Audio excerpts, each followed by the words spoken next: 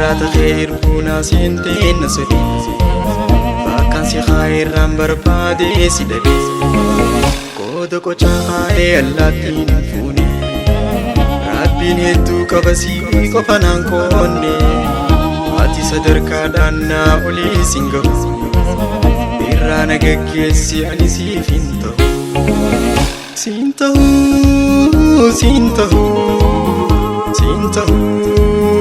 siin ta'uu siin ta'uu an siif hin ta'u siin ta'uu siin ta'uu siin ta'uu siin ta'uu siin ta'uu an siif hin ta'u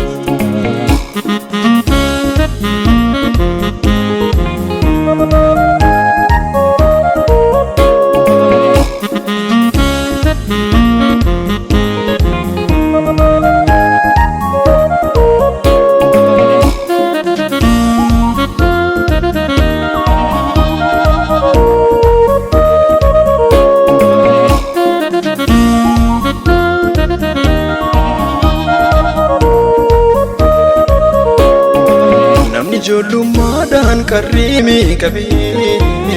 hin fadurorroon abbooda siigee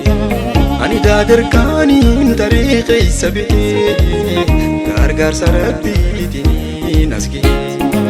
bakka haadha abbaa kaniin si buufadhee jilbarra taayitee abdiin siin horadhee waa yeroo na gooteetu si duran na hidhee ati jeetiin obsee si maddee ayni maaliin si sallame garaa jabeenyaan kaniin siin darbame seenaan keessaan banne habaqaatte godaanisa bultii asxaa hambifte baara qulqulluu daboruu makatu radiin argaa dawaa jazaan dagatu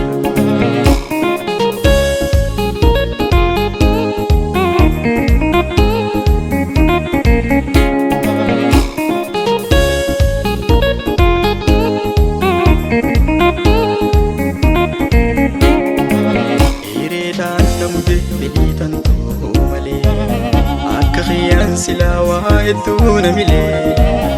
arrata khair buna sinteen nasudi bakkan si khairan barbaade si dade koda qocha khae allatin funi rabbin hedduu qabasi qofanaan koonne ati sadarkaadhaan naa olii singahu irraa nagaggeessi ani siif hin ta'u siin ta'uu siin ta'uu siin ta'uu siin ta'uu siin ta'uu an siif hin ta'u siin ta'uu siin ta'uu siin ta'uu siin ta'uu siin ta'uu an siif hin ta'u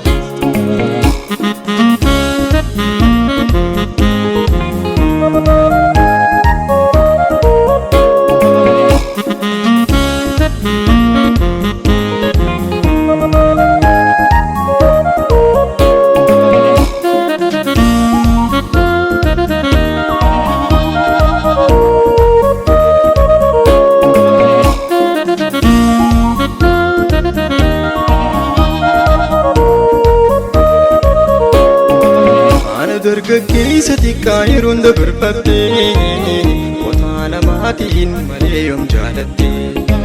har'a goobaan galte gaabaalli na sukkattee ammachumaaf teessa waan facaafattee amartiin irbuutan harkan na kaayattee